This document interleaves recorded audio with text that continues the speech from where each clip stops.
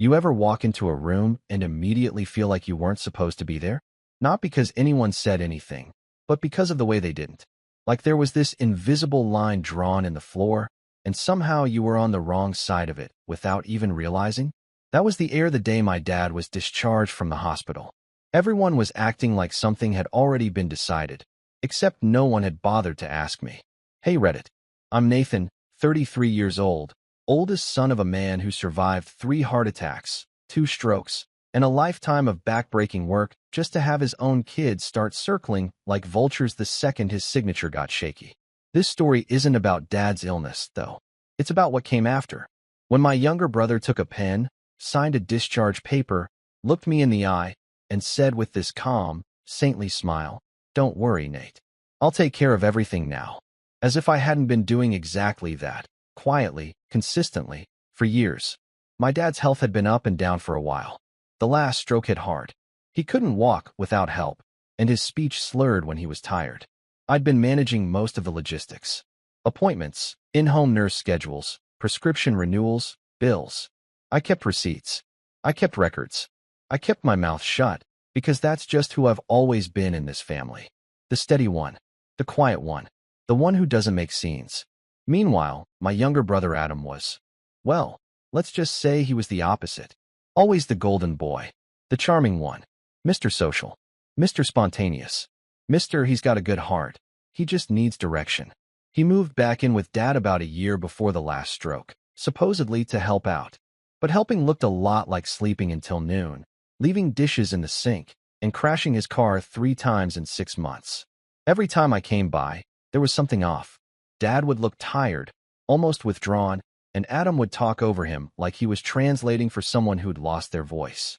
"I'm handling it," he'd say, with that same breezy confidence he used to get out of high school detentions. "He gets confused sometimes, but don't worry. I've got it under control." At first, I tried not to overthink it. Maybe Dad really was getting more forgetful. Maybe Adam had turned over a new leaf. Maybe, just maybe, someone else could finally carry some of the weight. But that hope wore thin the more I visited. The house smelled like burnt coffee and unopened mail. Medical invoices were piling up on the kitchen table, half-opened or stuffed under magazines. One time, I found Dad trying to heat up soup with the stove burner still covered in a plastic cutting board. And Adam? Nowhere to be found. Still, every time I brought something up, Adam had a reason. A story. A distraction. Dad said he wanted to handle that himself. Or, "Oh, I've already taken care of it. You didn't get the text." There was always a text I'd supposedly missed. Then came the 3rd stroke. It was bad. Hospital stay, rehab facility, the works. I took unpaid leave from work for 3 weeks just to coordinate everything. Talked with doctors. Reworked the schedule with the visiting nurse. Had long, quiet conversations with Dad when he was lucid, when he could still look me in the eye and ask me if the house was okay, if the bills were paid, if Adam was doing all right. I always told him yes, because I didn't want to stress him out, because I wanted him to rest, because part of me didn't want to believe what I already suspected. The week of Dad's discharge, I showed up to the hospital early, documents in hand, ready to go over the rehab plan with the nurse. But when I walked into the room, Adam was already there, leaning back in the visitor chair like he'd been there all night. He stood up, smiled, and held up a clipboard. "Already signed the discharge," he said, handing it off like a trophy. "Don't worry, Nate. I'll take care of everything now." Everything. He meant the house, the bank accounts, the bills. He meant the passwords, the mail, the calendar reminders. He meant decisions. Authority. Power. He meant Dad. And I swear, in that moment, something inside me just clicked. Not snapped. Not broke. Just quietly aligned. I didn't raise my voice. I didn't argue. I didn't even ask why he signed anything without me. I just smiled, nodded, and told him I was glad he was stepping up. Then I kissed Dad on the forehead, told him I'd be by later, and walked out of that hospital with my jaw clenched so tight I felt my molars ache. The next morning, while Adam was back home playing hero in front of our cousins and neighbors, I was sitting across from Dad's lawyer, the one no one else in the family remembered. The one who drafted Dad's will before Adam had even graduated high school. We talked. I showed her my binder. Yes, I'm that guy, full of every bill I'd paid, every note I'd taken, every medication I'd scheduled. And then we started talking about power of attorney. The legal kind. The durable kind. The kind Adam had no idea was already in motion. Because here's the thing about being the quiet one in the family. No one ever sees you coming. And while Adam was busy changing the Wi-Fi password and moving Dad's checkbook into his home office, I was laying down the first stones of a road he didn't even know he was walking. Yet, I didn't plan revenge. Not yet. At that point, I just wanted to make sure Dad was safe. But once I saw what Adam did next, what he really did, it stopped being about protection. It became personal, and I made a decision that would change everything. Let me tell you how it all started. 2 days after Dad came home from the hospital, I stopped by the house around 10 a.m. just to check in. I rang the doorbell. Nothing. Knocked. Still nothing. I didn't want to wake Dad if he was sleeping, but I had this weird gut feeling. So I pulled out my spare key and let myself in. The house was quiet, but not in a peaceful way. You know that eerie kind of silence, where the air feels thick, like it's holding its breath? That's what it felt like. I called out softly, "Dad," as I stepped into the living room. That's when I saw him. Dad was sitting in his recliner, hunched over in a robe that looked 2 sizes too big, a cold cup of tea sitting on the side table. He wasn't watching TV, reading, or even dozing. Just staring. Blank. Like he'd been left on pause. His eyes didn't even flick toward me until I touched his shoulder. "Nathan," he blinked a few times. "What are you doing here?" "I came to check in." "How are you feeling?" He gave this vague shrug. "Tired." I asked if he'd eaten, and he told me he thought maybe Adam had brought him some toast. This was at 10 a.m., and Dad is diabetic. I checked the kitchen. The sink was full of dishes, and the fridge was nearly empty except for 2 beer bottles, a takeout container of something congealed, and a half-empty bottle of ranch dressing. I found a granola bar in the pantry, poured him a glass of water, and sat with him while he ate. The whole time, I couldn't stop thinking, where was Adam? I didn't have to wonder long. He came stumbling in around 11. Keys jangling, sunglasses on, hair a mess. "Oh hey," he said like it was totally normal. "Didn't know you'd be here. I texted you this morning," I said, trying not to let the tension rise in my voice. "Oh right, sorry. I was out running errands." Errands that apparently involved smelling like whiskey and wearing the same shirt he had on 2 days ago. I didn't say anything, just nodded, grabbed my coat, and told Dad I'd be back later. As I walked out, Adam gave me this little grin, smug, superior, like he was the one keeping the ship afloat, and I was just visiting out of guilt. That grin stuck with me the entire drive home. But what really hit me was Dad's face when he asked me why I was there. Like he genuinely hadn't expected to see me. Like someone had told him I wasn't around, or didn't care. And that's when I realized Adam wasn't just neglecting him. He was isolating him. The visits became more frequent after that. Every time I showed up, there was another sign. Mail left unopened. Medication reminders ignored. Dad wearing the same clothes for days. Sometimes he seemed embarrassed, mumbling that Adam had been busy or working hard, and I could feel him retreating, like he was ashamed to ask for more than he was getting. But the final straw came on a Wednesday morning. I got a call from Dad's neighbor, Mrs. Levy, sweet old woman who used to babysit us when we were kids. She said she'd seen Dad outside alone, wobbling near the sidewalk, and she was worried. He didn't have his cane. His robe was barely tied. She said he looked confused. I dropped everything and drove over. When I pulled up, Dad was sitting on the porch step, shivering slightly, barefoot, with a dried leaf stuck to his temple. He didn't even notice me at first. "Dad," I said gently, crouching beside him. "What are you doing out here?" He blinked slowly. I think I was looking for the mailbox. There was something childlike in his voice. Lost. Vulnerable. My stomach turned over. "Where's Adam?" He didn't answer. I helped him inside, got him into warm clothes, made tea. That's when Adam finally showed up, 2 grocery bags in hand, all cheery and breathless like he'd just run a marathon for our benefit. "Hey, old man, you snuck out again?" He laughed, like it was a sitcom. "I told you to wait for me." I didn't say anything in front of Dad, just smiled, nodded, helped settle things, and then waited until Adam followed me out to the driveway. "What the hell is going on?" I said, keeping my voice low but sharp. "You left him alone?" Again. I was gone for 30 minutes, tops. He was outside, in his robe. He could have fallen. He could have wandered off. "Relax," Adam said, rolling his eyes. "You're overreacting. It's not like he went into traffic." That sentence, the casual dismissal in it, was the moment I stopped giving him the benefit of the doubt. There was no remorse, No urgency. Just that same arrogance he'd always had. The same belief that if he said it was fine, then it was fine. I left that day with a decision made. It was no longer just about Dad's comfort or convenience. It was about safety, sanity. And if Adam wanted to keep playing the role of the responsible son while leaving his own father to rot in a house that looked more and more like a prison, then fine. I'd let him think he was in control. That week, I met with Dad's lawyer again. The durable power of attorney was already being processed, something I'd brought up with Dad months ago, before the last stroke. At the time, he'd been clear. You're the one I trust to make decisions, Nathan. Adam's not ready for that. But I'd kept it quiet, even from Adam. Because I didn't want a war. Not then. Now. Now I was preparing for one. The next time I visited, I brought groceries, hired a private nurse to stop by 3 times a week, on my dime, and paid to have the house professionally cleaned. Adam didn't thank me. He scoffed. What? You trying to win points now, he said, watching the cleaner vacuum the hallway. Dad doesn't need all this. You're just making him soft. No, I replied, setting a meal plan on the fridge. I'm making sure he doesn't end up in the hospital again. He didn't respond. But later that night, I got a text from Dad. Did you tell Adam I can't make my own decisions anymore? I stared at the screen, cold creeping up my spine. Of course not. Why? He said you want to take control of everything. That you don't trust me. I felt sick. This was the betrayal. Not just the neglect, not just the arrogance. The manipulation. The idea that Adam was planting in Dad's head, that I was the one trying to steal something, that I was making power plays, turning Dad's own sense of dignity against him. I called immediately, but Dad didn't pick up.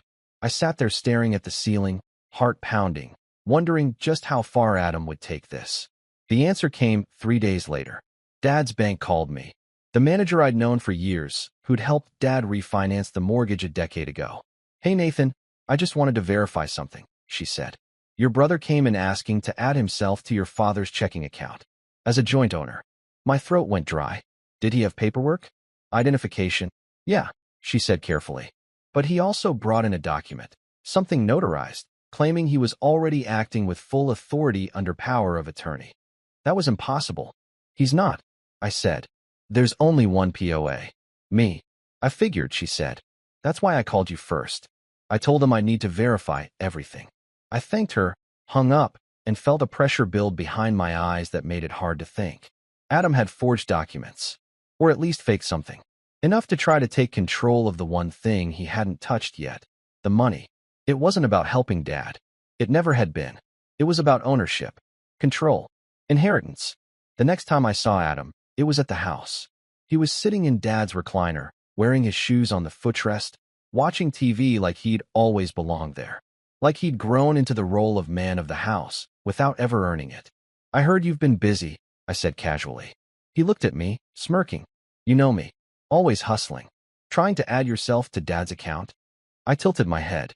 That's some hustle. His smirk faltered for just a second, a flicker. But he recovered fast.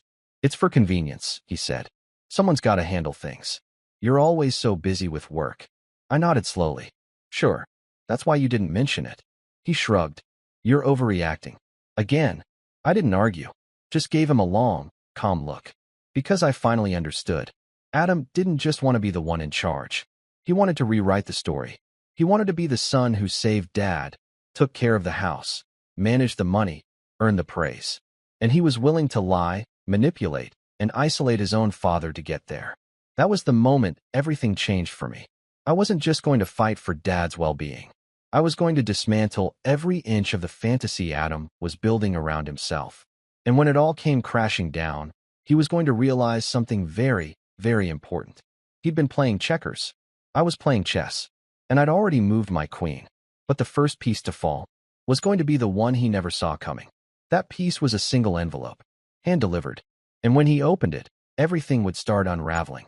I wish I could say the envelope was the turning point, that the moment Adam opened it, the truth exploded into the open and everything shifted. But that's not how it went down. Real life isn't a courtroom drama with a perfect closing argument and a dramatic gavel bang. Sometimes, the truth doesn't land like thunder. It leaks, slowly, quietly, until one day the floor's soaked and no one remembers when the ceiling started to drip. The envelope wasn't a warning. It was a statement. Inside was a notarized copy of the power of attorney, the one Dad had signed back when he could still walk without help and hold a pen without shaking. It named me, solely. It revoked all previous verbal permissions and explicitly stated that any financial, legal, or medical decisions must go through me. I didn't mail it. I handed it to him personally. It was a Tuesday afternoon. Adam was outside, pacing the driveway on a phone call that sounded more like a sales pitch than a family update. Something about a future investment and Dad's assets being underutilized. I waited until he was off the phone, then handed him the envelope and walked away without saying a word.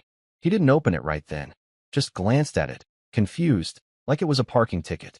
I heard him call my name, half laughing, but I didn't turn back. That night, he texted me one word. Seriously? No follow-up. No questions. No denial.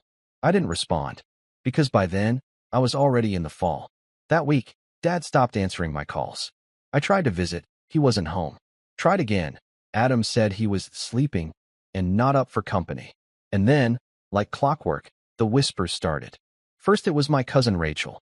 Hey, I heard there's some tension between you and Adam. Everything okay? Then Uncle Mike. Why'd you cut your brother out of the loop? That's cold, man. And then the real gut punch. Aunt Carla, who helped raise me when Mom passed. Your dad said you were trying to take over everything.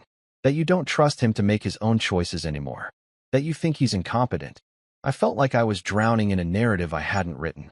And the worst part? It worked. Because people wanted to believe him. The younger brother.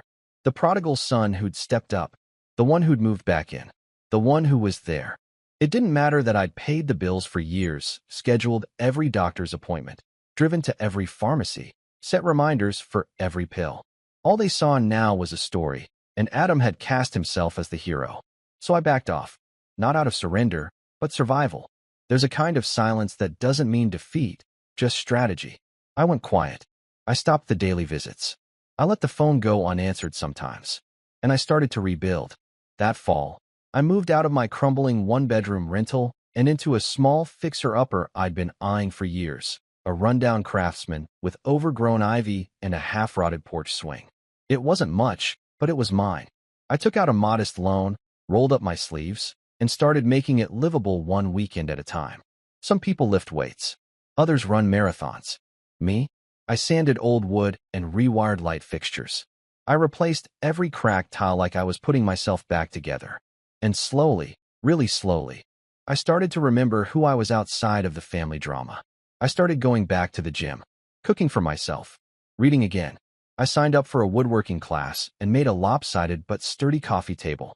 I even started journaling, something I used to mock, but now found therapeutic in a way I didn't expect. It didn't fix the heartbreak. It didn't erase the betrayal, but it gave me distance. And from that distance, I saw something else. Adam wasn't just playing a role. He was dependent on the performance. He needed people to see him as the savior because it was the only thing keeping him from being exposed. And I knew, eventually, the cracks would show. They always do. The first one came in January. A missed mortgage payment. I only knew because the bank sent a notification to me. Not Adam. Apparently, Dad had taken out a reverse mortgage years ago that Adam hadn't fully understood. And because I was the POA, the bank still had me listed as the fallback contact. I called the number listed, got a low-level rep who gave me just enough detail to confirm the account was overdue, and that recent payments had stopped entirely. That same week, I got another email, this time from the in-home nurse agency. They hadn't been paid in over a month. I called the agency directly and asked if Dad was still receiving care. The woman paused. Actually, we haven't seen him since mid-December. We were told the services were no longer needed. No longer needed? I felt that familiar fire rise in my chest. Not rage. Not panic. That deep, slow boil of helplessness that only family can trigger. I thanked her, hung up, and sat in silence for a good 10 minutes. Had Adam fired the nurse? Was he hiding financial trouble? Was Dad okay? I didn't know. And the part that hurt the most? I had no way of finding out. Because legally, I had the power. But emotionally, Dad had stopped trusting me. That was the low point. Not the missed mortgage, not the unpaid bills, but that hollow realization that my own father, the man I'd quietly fought for over and over again, had been convinced that I was the enemy. I didn't cry. Not then. But that night, I opened the old family photo albums. Dad in his garage, fixing bikes with me and Adam. Mom with her garden gloves on, holding a tomato like it was a trophy. Birthdays, cookouts, hazy summer afternoons. And I just sat there, let the ache settle in. Because this wasn't just a battle between brothers. This was the unraveling of history. But I didn't burn the album. I closed it. And the next morning, I got up early, went to the coffee shop where Dad used to take us as kids, and asked if the owner, Mr. Patel, still saw him around. He hasn't been by in a while, he said. But I always ask Adam how he's doing. Adam comes here? I asked, surprised. Every week. Talks about setting up some kind of crypto thing. Crypto, of course.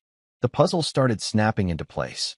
Adam was leveraging his caretaker role to gain access to Dad's money, or at least make it look like he had. And if he couldn't get it directly, he'd get it through sympathy, through lies, through guilt.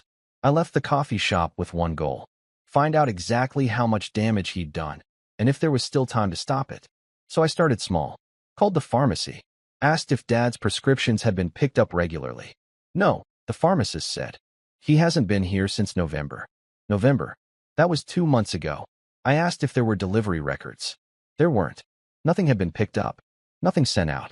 I hung up, called the primary care office, spoke to the receptionist, then a nurse. Appointments missed. Follow-ups canceled. When I asked if Dad was okay, they hesitated. We've been trying to reach him. He doesn't answer. And when we tried Adam, he said they were switching providers. I thanked them and made one last call to the gas company. The account was in Dad's name, and it was off. Had been for 3 weeks. It was winter. That night, I drove to the house again. Didn't call. Didn't text. Just knocked. No answer. I knocked harder. Lights on, but no movement. Finally, the curtain moved. A flicker of a shadow. Then the door opened, and Dad was standing there. Pale. Thin. Wearing a winter coat inside. Dad? I said softly, what's going on? He blinked at me, dazed. The heat's been out. Adam said he was calling someone. When was the last time you ate? He looked down. I don't remember. I stepped inside. The air was cold and stale. The kitchen was a mess. No groceries. The fridge was practically empty. I checked the medicine drawer. Dusty. Untouched. And then I noticed something else. No sign of Adam. Not a jacket. Not a laptop. Not a mug in the sink. It was like he'd disappeared. I think he's been staying somewhere else, Dad said, sitting slowly on the couch. Said he had meetings. Said not to worry. But I was already dialing. And Adam wasn't picking up. That was the moment the guilt broke him. Dad started crying. Not loud, but this quiet, cracking sob. Like he'd finally let himself see the truth, and it hurt too much to bear. I thought he was helping me, he whispered. I know, I said, sitting beside him. I know you did. That night, I stayed. Turned on the space heater. Cooked us both scrambled eggs with the last 3 in the carton. Called the gas company. Called the pharmacy. Sat with Dad while he slept in his chair. And the next morning, I started making a plan. Not a revenge plan. Not yet. But a rescue. Because if Adam had disappeared, it meant the fantasy was unraveling. And somewhere out there, he was trying to build a new one. But he'd made a mistake. He'd left receipts. And I was going to find every single one. The first thing I did after Dad fell asleep that morning was call the lawyer. Not a text. Not an email. A call. Because I knew what was coming next would need to be thorough, precise, and airtight. And I wasn't about to give Adam even an inch to wiggle through. His game had always been about illusion. About keeping things just blurry enough that no one could quite accuse him of anything directly. That was the brilliance of his con. Plausible deniability dressed up in family charm. But I was done playing defense. Let's go through everything, I told Ms. Burke over the phone, flipping open the binder I'd started months ago and since expanded into 3. Every account, every asset, every document he might have touched. And that's when she said the phrase that would become the fuel for everything I planned after. He shouldn't have had access to any of it. Not legally. But if he did, and we can prove he acted outside the scope of what he was authorized to do, that's called conversion. And if he forged or misrepresented anything, that's fraud. It was like a match lighting dry leaves in my chest. Not rage. Not revenge. Validation. I wasn't crazy. I wasn't overreacting. Adam was crossing lines, legal ones. But here's the thing about going after someone like Adam. It's not enough to be right. You have to be unquestionably right. You have to lay every card face up, prove the trick deck he was using, and walk the crowd through the reveal slow enough that no one can miss the moment he palmed the queen. So I started gathering allies. The first was Dad's neighbor, Mrs. Levy, the sweet older woman who had called me that day about him wandering into the yard. I brought her coffee, sat on her porch, asked gently if she remembered anything odd from the past few months. Not just the day she called, anything. "Oh, honey," she said, pulling out a floral patterned notebook like it was the Ark of the Covenant. I wrote things down. I didn't want to be nosy, but something just didn't feel right. And there it was, dates, times, notes. Saw Mr. B alone outside, no cane. 7:35 a.m. Trash overflowing. No pickup? September 14th. Paramedics? Heard a loud noise. Never saw Adam that day. October 5th. No visitors since Christmas. She had nearly 4 months of casual observations. I scanned every page. She offered copies. "I just didn't know what to do," she said softly. "I wanted to call you more. But Adam told me you were traveling. Said you didn't want to be bothered." I clenched my jaw. "You did the right thing." Seriously, the second ally? Dad's pharmacist. Turns out, Adam had picked up 2 months of insulin, but Dad had only used 1. The rest? Missing. Could be he just didn't administer it regularly, the pharmacist said. But if someone's stockpiling meds, it's usually not a great sign. She gave me the refill records. Every date, every script. The gaps between fills were concerning. Long, erratic. Like someone was collecting for show, not care. Then came the in-home nurse agency. I asked for billing records, visit logs, call transcripts. The woman who managed the account, a no-nonsense type named Cheryl, walked me through it over Zoom. "He called to cancel," she said, referring to Adam. "Said they were going to manage things privately." Did my father confirm that? Nope. "We only spoke with your brother." Did he say who'd be taking over care? He said, quote, "Don't worry about it. My dad trusts me more than that other guy." Other guy? That'd be me. I took a deep breath and asked her to email the call logs and summaries. Now the file was growing. And once I had all the pieces, I started building. I got in touch with a forensic accountant, friend of a friend, and paid him for a weekend consultation. We went through every bank statement we could access, every check, every withdrawal, every transaction on the joint credit card Adam had pushed Dad to open. And what we found? A pattern. Small withdrawals at first. $50 here, $100 there. Then came the business expenses. A $1,200 consulting retainer. A $400 software fee. A sudden $6,000 wire transfer labeled crypto platform deposit. But the kicker? The recurring Venmo payments to a woman we didn't recognize, bi-weekly, like a salary. I dug. She was an influencer consultant. The kind that promises 6-figure success if you just sign up for a webinar and give her access to your brand accounts. Adam had hired her, with Dad's money, and that's when the setup became real. Because I wasn't just compiling receipts anymore. I was preparing for exposure. The timing had to be perfect. The delivery? Impeccable. I made a list. Reestablish POA authority with every institution, bank, utilities, medical providers. Make sure nothing could be altered without my say. Lock Adam out of all shared accounts. With the lawyer's approval, I issued cease access letters and reset every password I could. Even got Dad's ID reissued, since his old one had conveniently gone missing. Get Dad evaluated, not to strip him of rights, but to document his current condition. A neurologist and a geriatric psychiatrist. Both confirmed mild cognitive impairment, exacerbated by neglect. Rebuild Dad's care team, brought back the nurse, re-established prescription deliveries, set up weekly meal prep with a local service, and enrolled him in a day program for seniors 3 days a week. Confront the narrative. I wrote a letter to the family. Not dramatic, not vengeful, just the truth, laid out plainly, with documentation attached. Receipts, photos, logs. I didn't accuse. I just showed. And then, I waited. Because I knew Adam would come back.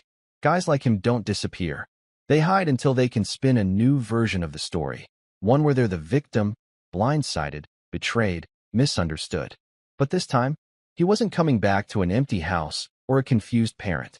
He was walking into a courtroom of facts, and the judge was everyone who used to believe him. The opportunity came sooner than I thought. Dad's birthday. I hadn't planned a party, but the word got out that I was hosting a small dinner. Just a few relatives, nothing flashy. I think Aunt Carla told someone. Who told someone else? And suddenly, Adam showed up, waltzed in like nothing had happened. Hair slicked back, leather jacket, gift bag from a department store. That same dazzling smile he always used to disarm a room. "Look who's back," he said loudly, arms open. "Miss me?" I didn't answer, just nodded toward the table. Dad looked up from his chair, startled, then confused. "Adam, happy birthday, old man." He handed over the bag like it weighed nothing, then turned to the group. "Sorry I've been a ghost," he said, already launching into a speech. "I've been dealing with some business stuff. But I'm here now. I know things got tense, but hey, that's family, right?" He looked at me. That grin again. The challenge under the surface. I smiled back. Calm. Quiet. And then, after dinner, when everyone was still lingering over dessert, I cleared my throat. "I know this isn't the time for heavy things," I said, my voice steady. "But there's something I need to share." I opened the folder I'd brought. Some of you have heard bits and pieces of what's been going on the past few months. There's been a lot of confusion, a lot of miscommunication. I just want to show you the facts. I handed out copies, bank statements, call transcripts, the evaluation summary from the doctor, Cheryl's cancellation log, the reverse mortgage status. Adam's face went pale. "What is this?" he said, his voice suddenly sharper. I kept my eyes on the others, watching their expressions shift.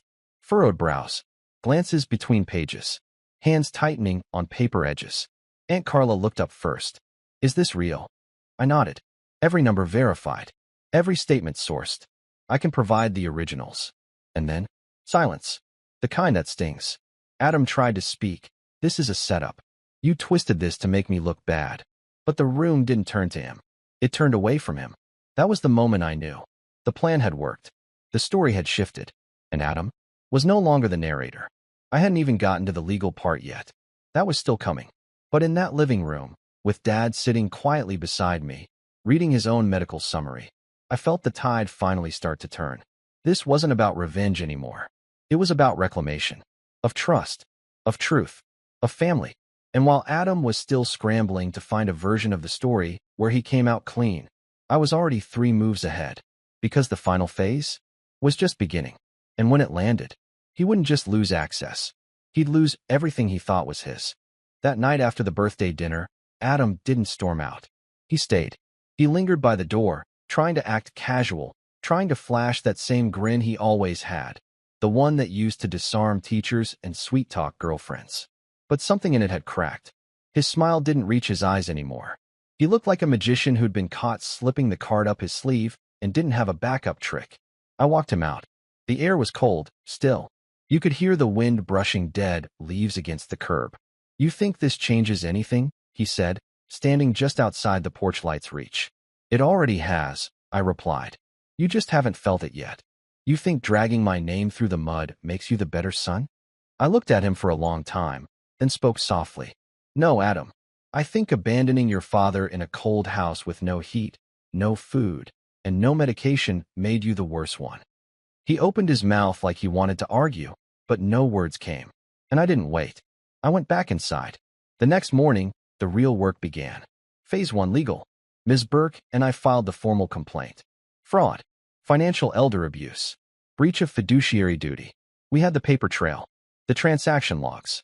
The nurse statements. The medical neglect. The bank account activity that lined up perfectly with the timeline of Dad's decline. We didn't file a lawsuit yet. That would come later. But we did file notice with the family court to initiate a formal investigation into misuse of power and assets. And because I had already secured full power of attorney and had recent medical assessments on record, the court granted us temporary conservatorship protections without protest. That meant one thing. Adam couldn't touch a single dollar. Phase 2, financial lockout. I called every institution. Everyone. Banks, utilities, credit card companies, even the streaming services. Revoked his access, changed every password, set up alerts for every login attempt. The joint credit card he'd once convinced Dad to open, closed. The crypto investment accounts, frozen under fraud review. And that Venmo account he'd been using to pay his consultant, the payment stopped cold. When she reached out, passive-aggressively, of course, I forwarded her the court documents and advised her to contact her own legal counsel. Phase 3, reputation. Now this part. I could have gone scorched earth. I had enough proof to ruin him with everyone. But I didn't need to. Because I knew something Adam didn't. Family gossip spreads faster than truth, but truth stays longer. I shared the binder with Aunt Carla, with Uncle Mike, with Cousin Rachel, and then I stepped back and let them do the rest. I didn't know. Rachel texted me one night. "I feel awful." "You were trying to help," I replied. "I get it." Over the next 2 weeks, Adam's phone calls stopped being returned. The friends who used to back him up in every argument? Silent. The family members who once parroted his side, waiting to see how it all plays out. And slowly, the golden boy status cracked. But here's the real twist. Phase 4, the public reveal. I waited until the court had officially processed our filing. Waited until Adam received his copy of the complaint, hand-delivered, with signature confirmation. Then I scheduled a family meeting. Not at Dad's house. At mine. I invited everyone. Not out of spite, but for clarity. When they arrived, I had folders laid out on the table. Not accusatory, not flashy, just clean documentation. I didn't rant. I didn't gloat.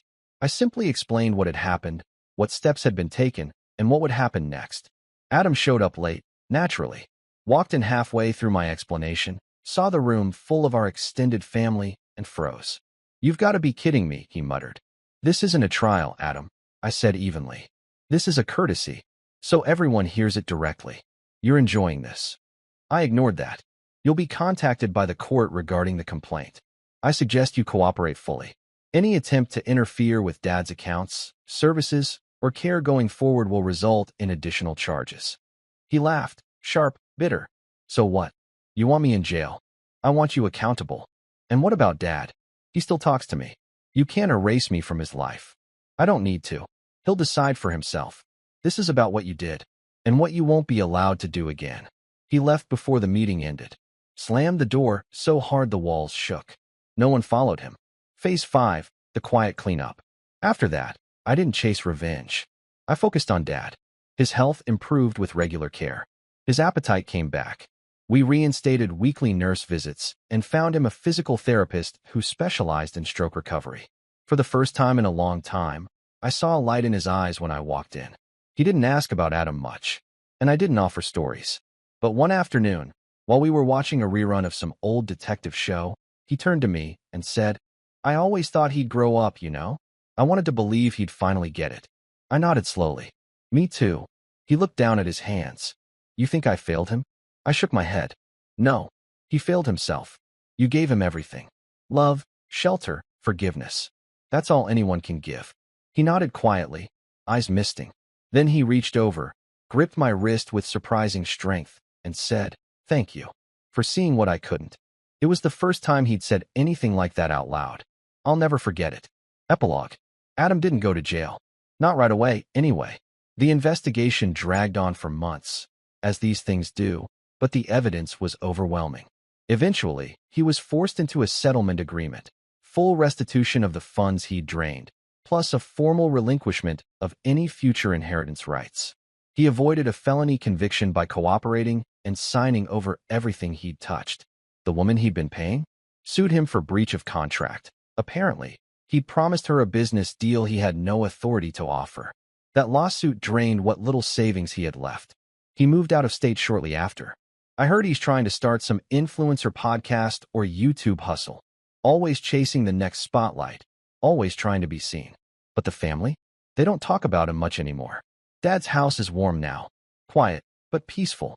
We sit on the porch some evenings, watching the sun drop behind the trees, sipping the same coffee we used to drink when I was a kid. And me? I don't feel like the quiet one anymore. I feel like the one who stayed, the one who showed up, the one who saw the difference between loyalty and enablement and chose the harder road.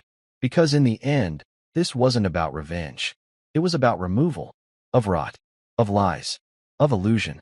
And once the illusion burned away, what remained was real, unshakable, whole. And that was more satisfying than any punishment I could have dreamed up. Because the greatest revenge was being the son worth trusting all along.